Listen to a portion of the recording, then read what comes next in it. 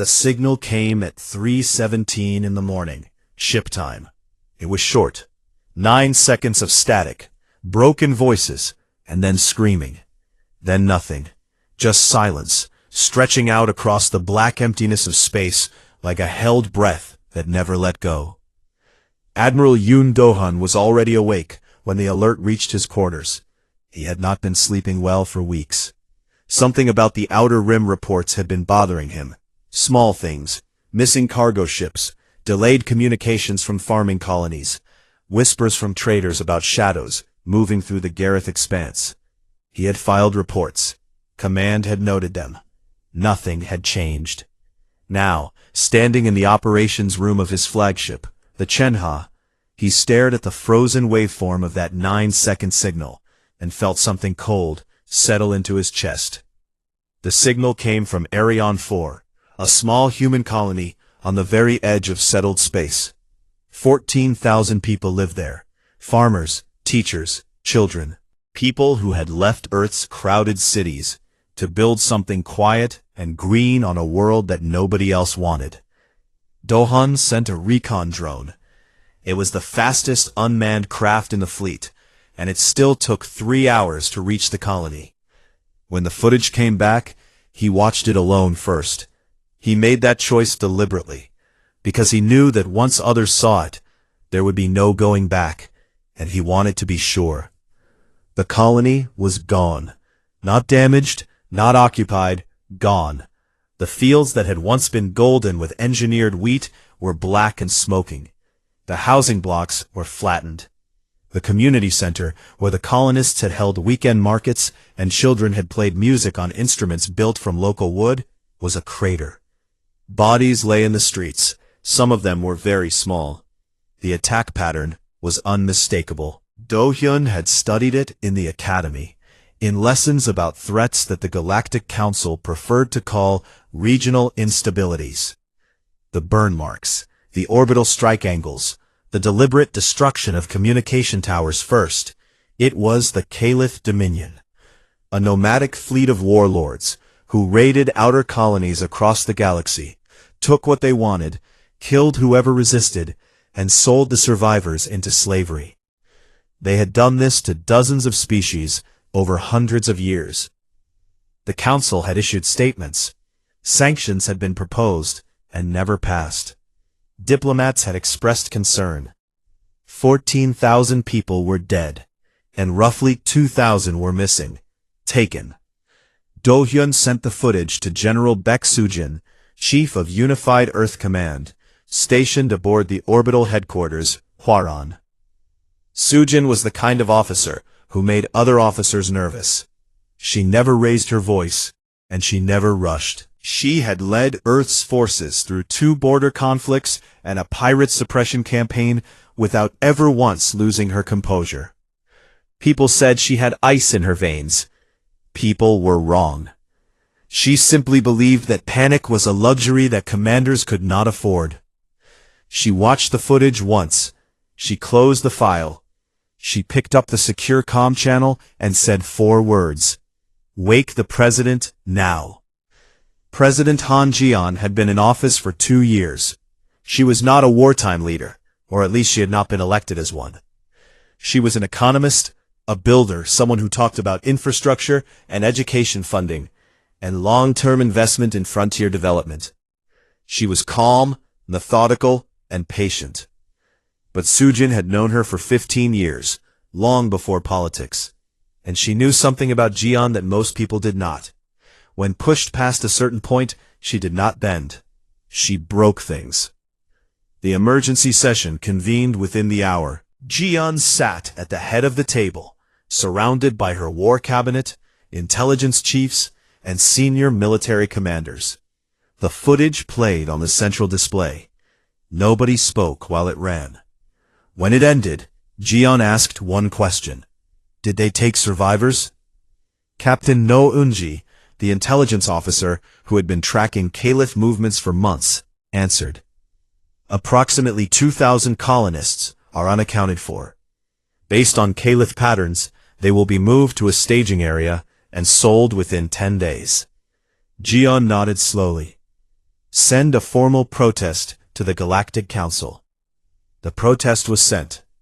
The Council responded within minutes, which was unusually fast, but the content was painfully familiar. They recommended measured diplomacy and formal grievance channels. They urged Earth to avoid unilateral escalation. They expressed deep concern and offered to appoint a mediator. Jian read the response aloud to the room. When she finished, she set the datapad down on the table very gently, as if it were something fragile.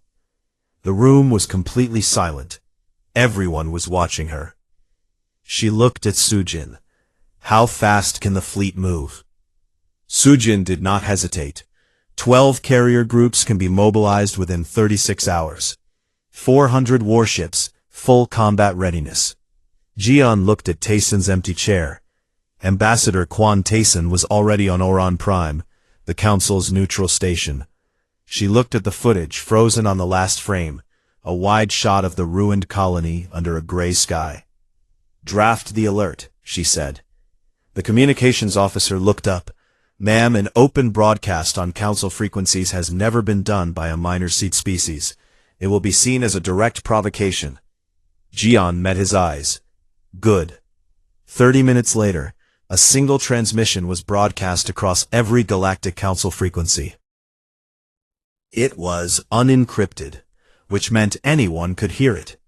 It was untranslated, which meant it went out in raw human language first, a deliberate choice, because translation was a courtesy, and Earth was no longer feeling courteous. The message was short. Galactic alert from the unified Earth government. The Caliph Dominion attacked the human colony on Arion 4, killing 14,000 civilians and abducting approximately 2,000 more. Humans do not negotiate with killers. The Caliph Dominion has 72 hours to return every living soul they took. This is not a request. Across the galaxy, comm stations lit up. Council delegates scrambled for emergency sessions. Military analysts from a dozen species began running calculations.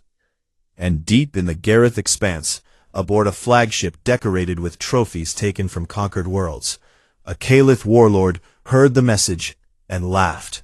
The Galactic Council chambers on Oran Prime were built to impress.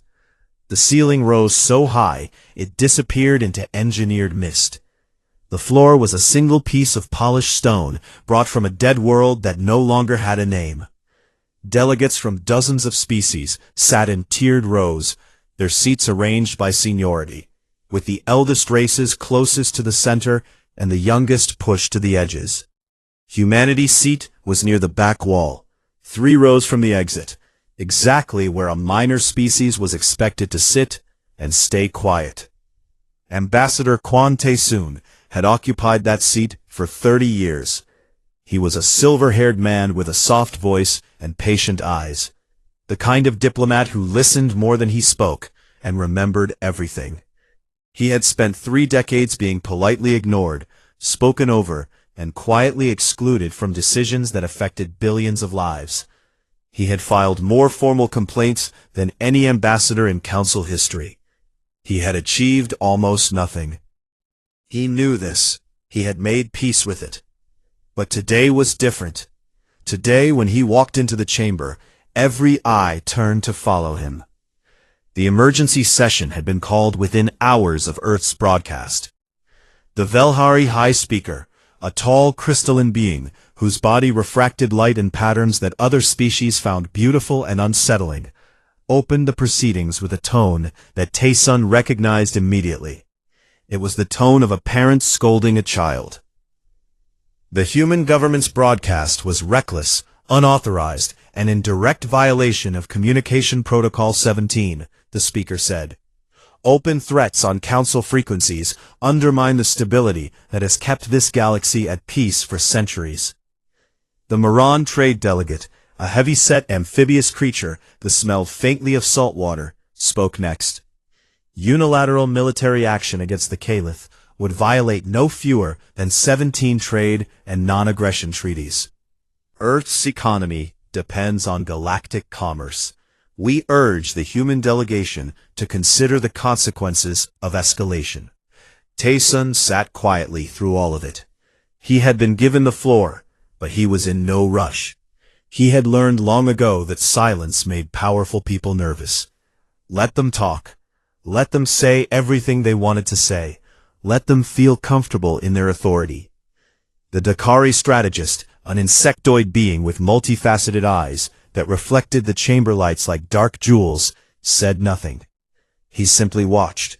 The Dakari always watched. Of all the elder races, they were the ones Taesun respected most, because they were the only ones who never pretended to be something they were not. When the speeches finally ended, the speaker turned to Taesun with an expression that managed to be both condescending and cautious. The floor recognizes the human ambassador. Taesun stood. He straightened his jacket. He walked slowly to the central platform, where a hollow display unit waited, the same unit used for presentations, trade charts, and diplomatic proposals. He touched the control panel and uploaded a file. The drone footage from Arion 4 filled the chamber. Unedited, uncut. 14 minutes of burned earth, collapsed buildings, and bodies lying in the open under a gray sky. The camera moved slowly, the way recon drones always did, cataloging everything with mechanical patience. It showed the cratered community center. It showed the ruined school. It showed a row of small shoes near a doorway that no longer existed. Several delegates stood and left. The Moran delegate turned away. The Velhari speaker's crystalline body flickered with agitated light patterns. And the speaker's voice cut through the chamber. Turn that off immediately. This is not appropriate for the council floor. Taesun did not turn it off. He stood with his hands behind his back and watched the footage along with everyone else, as if seeing it for the first time, even though he had watched it 4 times already and would probably watch it in his dreams for the rest of his life. When the footage ended, the chamber was silent. Not the polite silence of diplomacy, the heavy silence of people who had just been forced to look at something they had spent centuries agreeing not to see. Taesun spoke quietly, because he had learned that quiet voices carried further in rooms full of shouting. 14,000 dead, 2,000 taken. The Caliph Dominion has conducted raids like this for over 300 years. In that time, the Council has passed 0 resolutions of enforcement, 0 military responses, 0 meaningful consequences of any kind. He paused. My government did not ask for your approval. We informed you as a courtesy. The clock is already running. Delegates shouted over each other. The speaker called for order. But Taesun was already walking back to his seat, 3 rows from the exit, where he sat down and folded his hands in his lap, as if he had simply commented on the weather. Back aboard the Hwaron, Captain No Unji was not watching the council session. She had more important work. For the past 2 years, she had been quietly overseeing a network of deep space sensor stations that Earth had deployed along the outer rim. The council did not know about them. No one did. They were small, passive, and very good at listening. Now they were telling her exactly where the Caliph fleet had gone. The main force, roughly 600 warships, was gathered around a hollowed-out moon in the Gareth expanse. They were not hiding. Why would they? No one had ever come after them before. Unji delivered her report to General Sujin. 12 carrier groups began moving. 400 warships burned toward the expanse in formation, their drives glowing like a string of furious stars. The Council detected the movement immediately and flooded Earth's communication channels with demands to stand down. Warnings, threats, pleas. President Jian read each one. She marked them all as received. She did not reply. The 72-hour clock reached the 48-hour mark, and then the Caliph sent their answer. It was a video, broadcast on an open channel so the entire galaxy could see. A human captive, a young man with dirt on his face and fear in his eyes, was forced to his knees. A Caliph warrior stood behind him. The execution was quick, The message attached was 3 words: "Come and take them." General Sujin watched the video in her command center, surrounded by officers who had gone perfectly still. The lights from the tactical displays cast blue shadows across her face. She turned to Admiral Do-hyun, who stood beside her with his jaw clenched so tight the muscles in his neck were visible. "Full advance," she said. Do-hyun nodded once. "Full advance." And across 400 warships, alarms began to sound.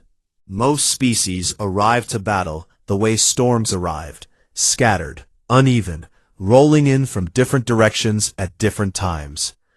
It was simply how faster-than-light travel worked. Ships dropped out of transit in loose clusters, regrouped, formed lines, and then engaged. Every military doctrine in the galaxy accepted this as unavoidable. You arrived messy and organized after. Humans did not do this. When Admiral Yoon Do-hyun's fleet dropped out of faster-than-light travel in the Gareth Expanse, all 400 warships arrived at the same moment, in the same breath, in a formation so tight and so precise that Caliph sensor operators stared at their screens and did not understand what they were seeing. A flat, dark, endless wall of metal and fire that had simply appeared from nowhere and now filled the space between the Caliph fleet and open sky. Aboard the Caliph flagship, the Warlord, a massive, scarred creature who had built his empire on fear and cruelty, looked at the sensor display and felt something he had not felt in decades. He did not have a word for it because he had never needed one. He gave the order to attack anyway, because that was all he knew how to do. 600 Caliph warships surged forward. They outnumbered the human fleet. They were confident. They had raided and destroyed for 3 centuries, and no one had ever truly fought back. The council always intervened. Diplomats always arrived. There were always negotiations, concessions, agreements that let the Caliph keep most of what they had taken, in exchange for promises they never intended to keep. No diplomats came. No messages arrived. The human fleet simply opened fire. Lieutenant Shin Ha-jun was 28 years old and had never seen real combat. He had trained for it every day for 6 years aboard the carrier Baeko, running simulations until his reflexes were faster than his thoughts. But simulations were clean and quiet, and nobody died in them. Now, strapped into the cockpit of his strike fighter, with his squadron forming up around him, he could hear his own heartbeat in his ears, and his hands were shaking. His squadron leader, a woman named Ryu Jian, whose voice never wavered no matter what was happening, spoke over the comm. "First wave, you are clear to engage. Stay tight, stay fast, and do not stop moving. We go in together, and we come out together. Understood?" 14 voices answered. Ha-jun's was one of them. His hand stopped shaking. The human fleet used a tactic that every other species considered insane. Instead of fighting at long range, where energy weapons were less accurate but safer, Earth's ships punched through the Caliph's outer formations and closed to mid-range, knife-fighting distance, in space combat terms. At that range, the Caliph's numerical advantage meant less. At that range, it came down to speed, coordination, and willingness to take damage in order to deal more. Humans, it turned out, were very willing. The electronic warfare systems hit first.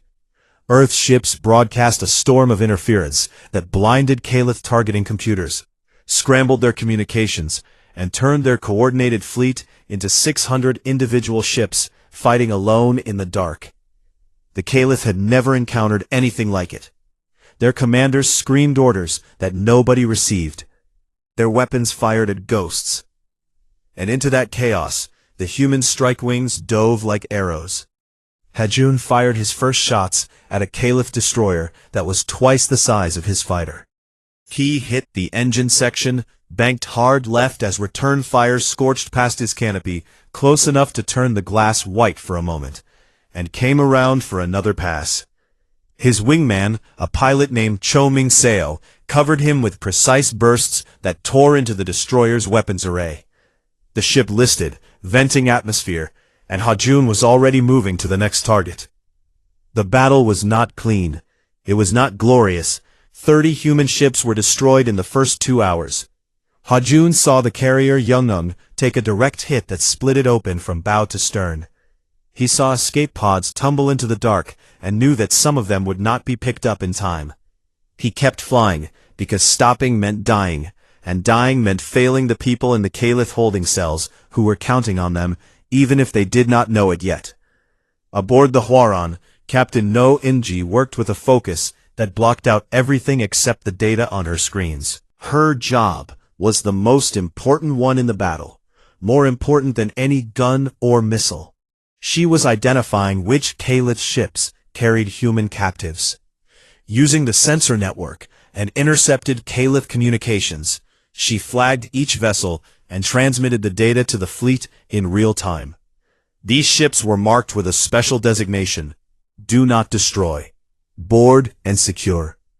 Sergeant Bayuna received the boarding order at the 3-hour mark.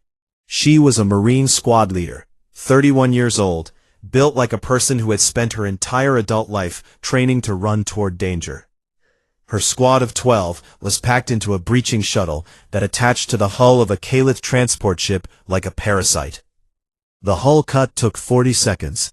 The fighting inside took 2 hours. Caliph corridors were built for creatures larger than humans, which meant the ceilings were high and the cover was sparse. Yuna's squad moved in pairs, covering every angle, clearing every room. The Caliph fighters were big, strong, and vicious. 3 of Yuna's squad were wounded in the first 30 minutes. She kept pushing forward because the ship's layout, uploaded to her helmet display by Yunji's team, showed holding cells at the rear of the vessel. When they breached the final door, Yuna found them.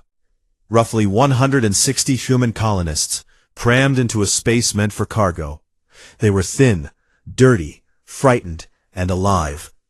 An elderly man near the front looked up at her with eyes that had gone dull with hopelessness, and then sharpened when he saw the Earth flag on her shoulder. Yuna knelt beside him. Her voice was steady, even though her hands were not. "We're from Earth. You're going home." Across the battlefield, the story repeated itself on ship after ship. Boarding teams fought their way through Caliph resistance and pulled survivors out of dark holds and locked rooms. Not all of the captives had survived. Some held only silence. Every Marine who opened a door held their breath until they saw movement. The Caliph flagship tried to run. The warlord, watching his fleet shatter around him, gave the order to retreat at full speed toward open space. But Admiral Do-hyun had planned for this. A second, smaller fleet of 60 ships, hidden behind the shadow of the hollowed moon, dropped into the flagship's escape path and opened fire on its engines. The flagship drifted, crippled, powerless, and very much intact. Do-hyun did not destroy it. He wanted the warlord alive. When the last Caliph ship surrendered, the battle had lasted just under 7 hours. Earth had lost 41 ships and over 3,000 personnel. The Caliph had lost 212 ships. The rest had surrendered or been disabled.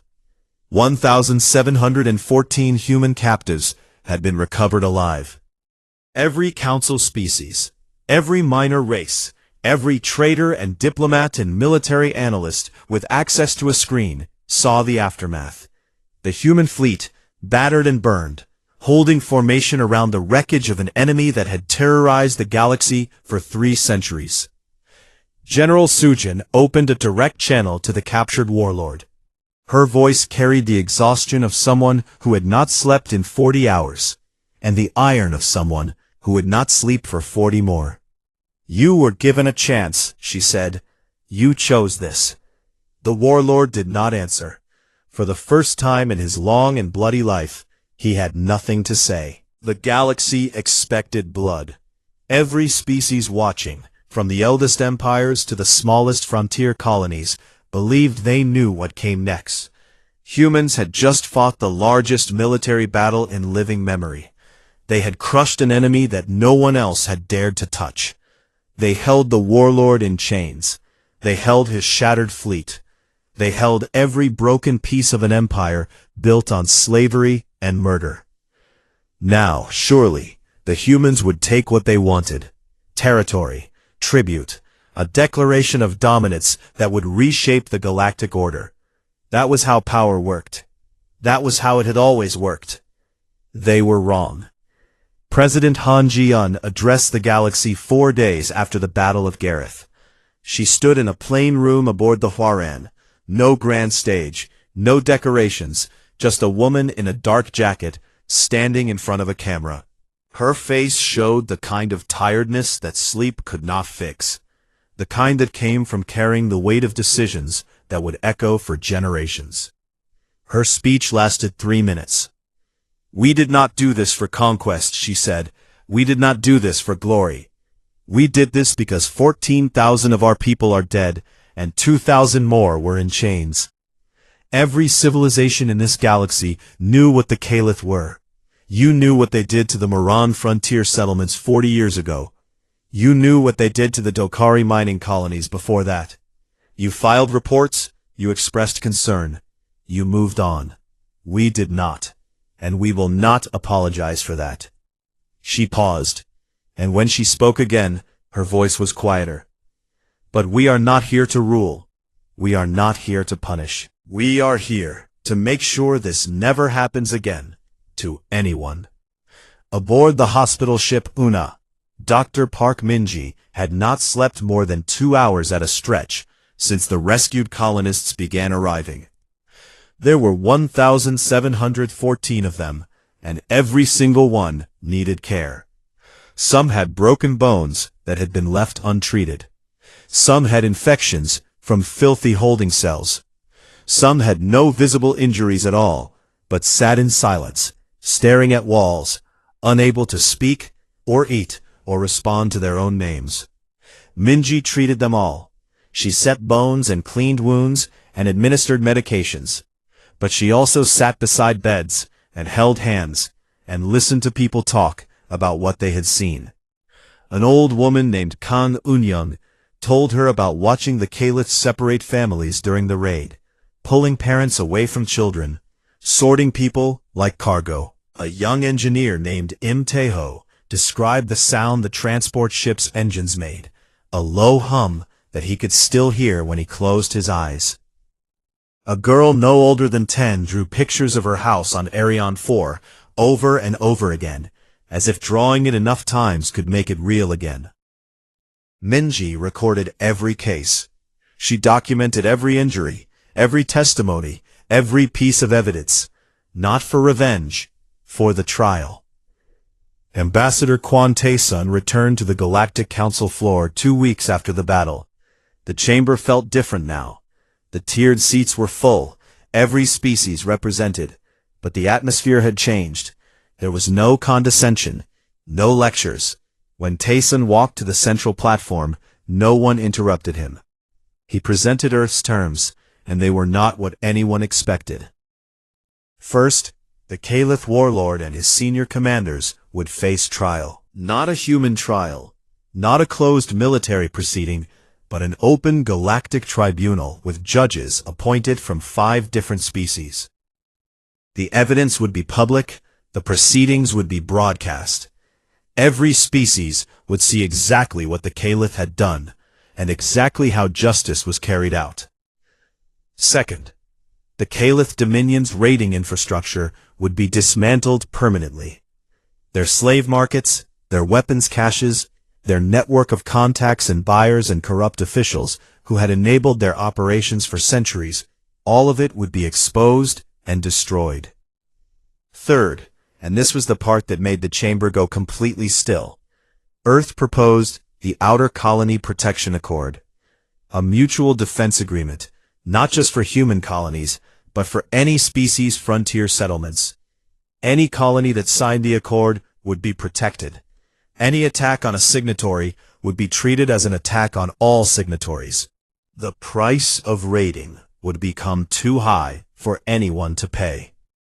The Velhari High Speaker was the first to respond, and for the first time, In Taesoon's 30 years on the council, the speaker's voice held no arrogance. "This is unexpected," Taesoon said. "It should not be," Taesoon said. "We have been asking for this kind of protection for decades. The only thing that changed is that now you are listening." The Dohari strategist, who had watched every session in silence, finally spoke.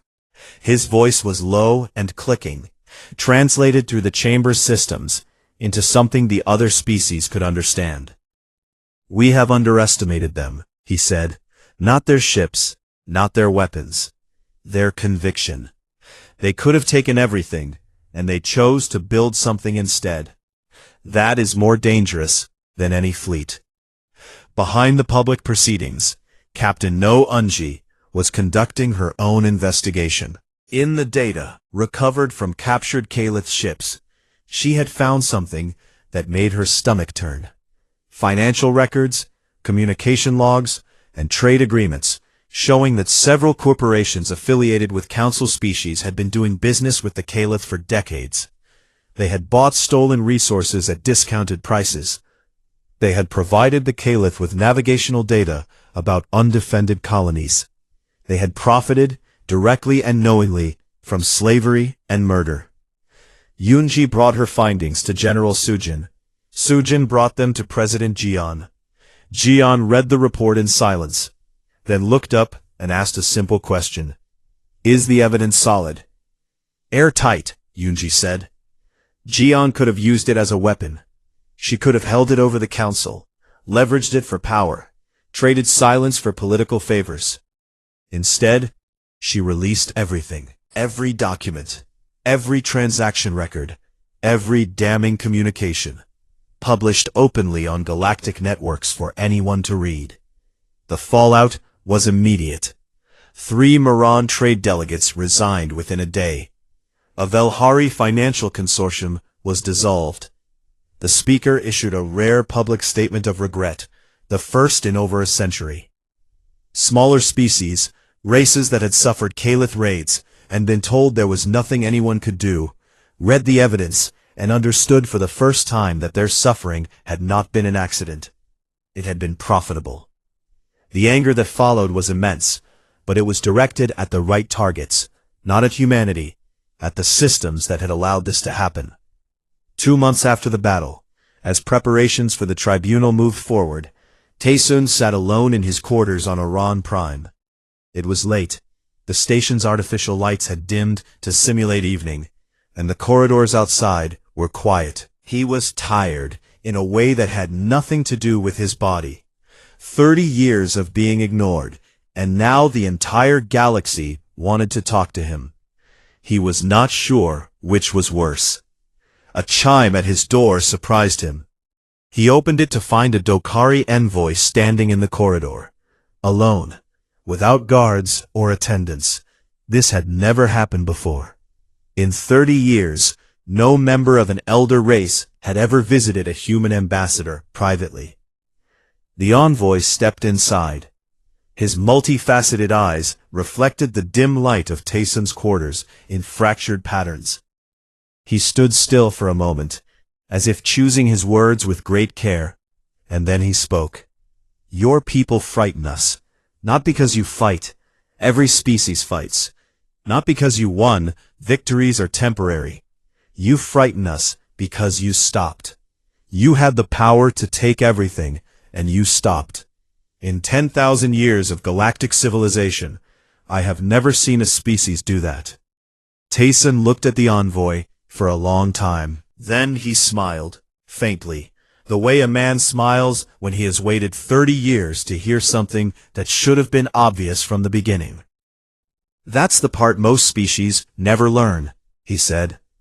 The envoy tilted his head. "Perhaps, or perhaps you are the first to teach it." He left without another word. Taesoon stood in his doorway, watching the empty corridor, and for the first time in a very long while, he felt like the seat 3 rows from the exit might actually matter. 6 months after the Battle of Gareth, the Galactic Tribunal convened on Orion Prime.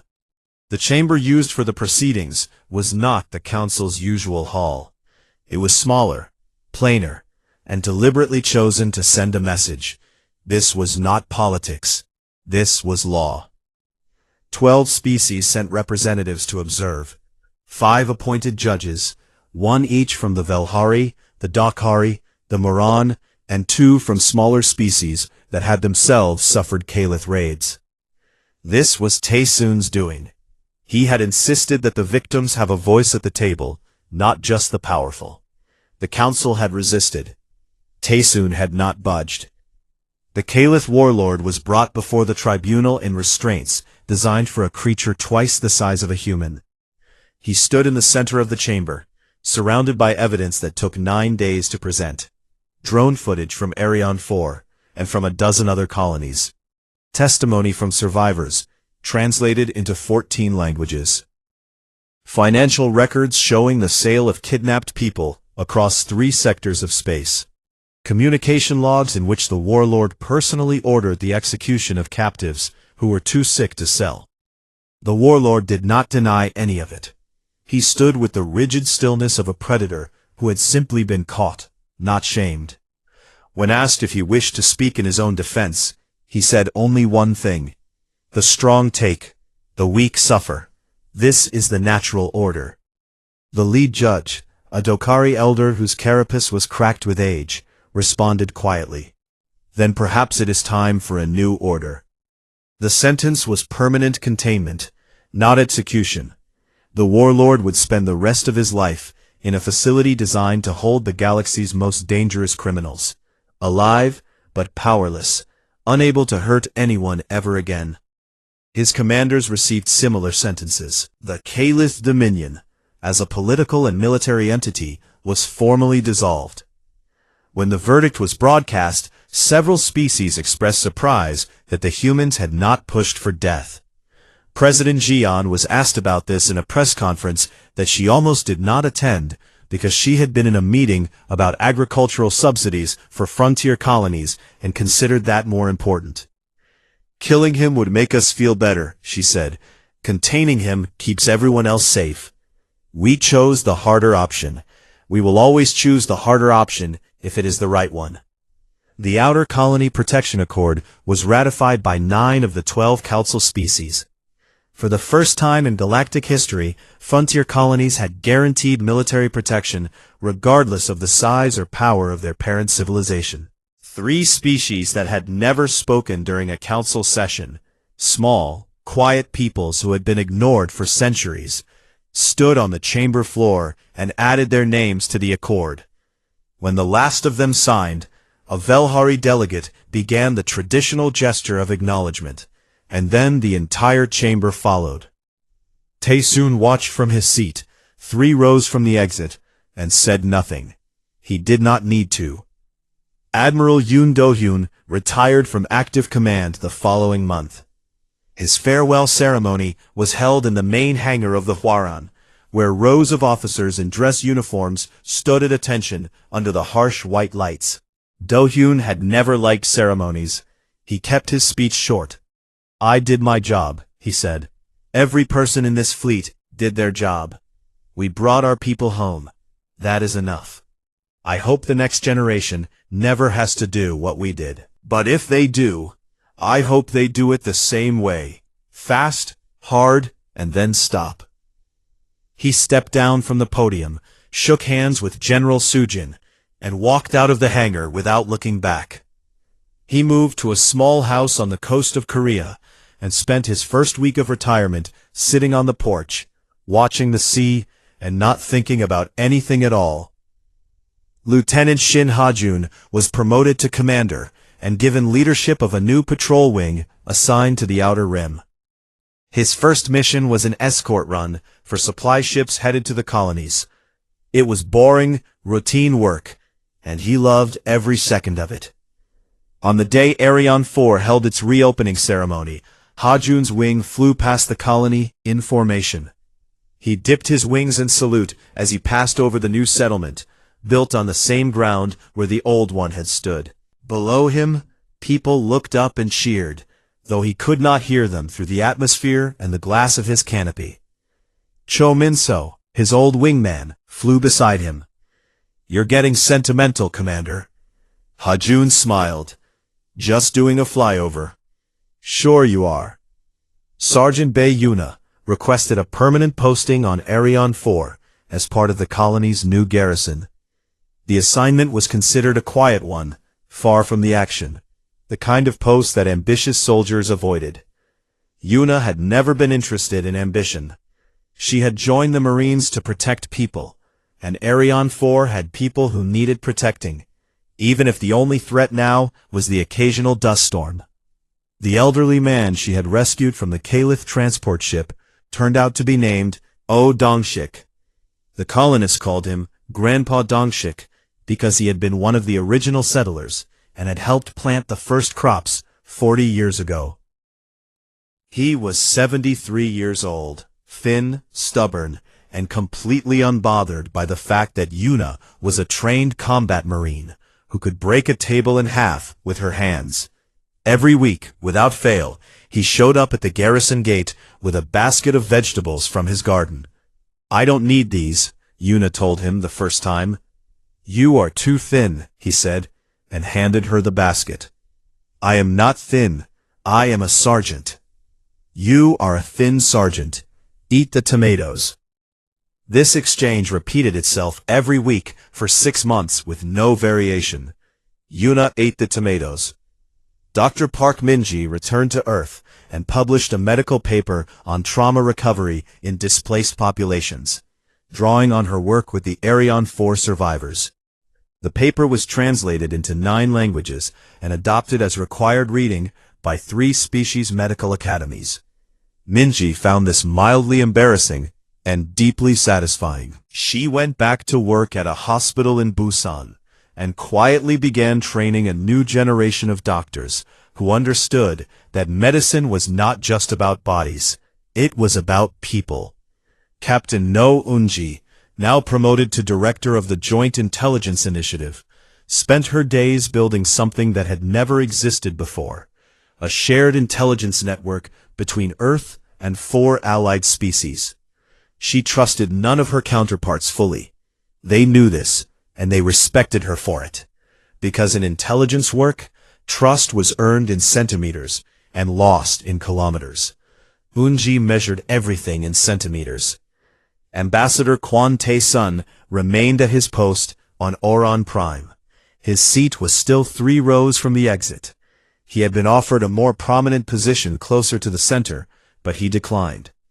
"I have spent 30 years in this seat," he said. "It has a good view." But something had changed. Now, when Tae-sun entered the chamber, every delegate stood. Not quickly, not dramatically, but with a quiet, deliberate respect that said more than any speech. They did not stand out of fear. They stood because they had seen what humans did when the galaxy looked away, and what humans chose not to do when the galaxy was watching. That combination, the willingness to fight and the discipline to stop, was something none of them had a word for, but they recognized it. The final report came on an ordinary Tuesday, 6 months and 9 days after the Battle of Gareth. President Jian was in her office, reading agricultural development proposals, when an aide knocked on her door. "Ma'am, we have received a distress signal from the Yenthi homeworld." Jian looked up. The Yenthi were a small species on the far edge of known space. They had no military, no allies, and no council representation. They were gentle, quiet, and completely defenseless. Raiders had found them, the way raiders always found the defenseless. "Did anyone else respond to the signal?" Jian asked. The aide checked. "No, ma'am, the signal has been broadcasting for 18 hours. No response from any council species." Jian set down her tea. She picked up the comm unit on her desk, pressed the direct line, and waited 2 seconds.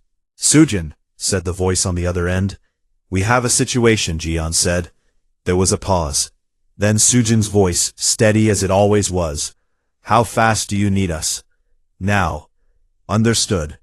The line went dead. Jian stood and walked to her window. Outside, the earth turned slowly below the station, blue and white and impossibly beautiful. Somewhere out there, on the far side of the galaxy, a small and frightened people had called for help, and no one had answered. No one except the species that had learned at terrible cost that silence was not peace. Silence was permission. Across the galaxy, in barracks and on bridges, in patrol ships and garrison posts, the word went out. And for the second time in 6 months, humanity moved.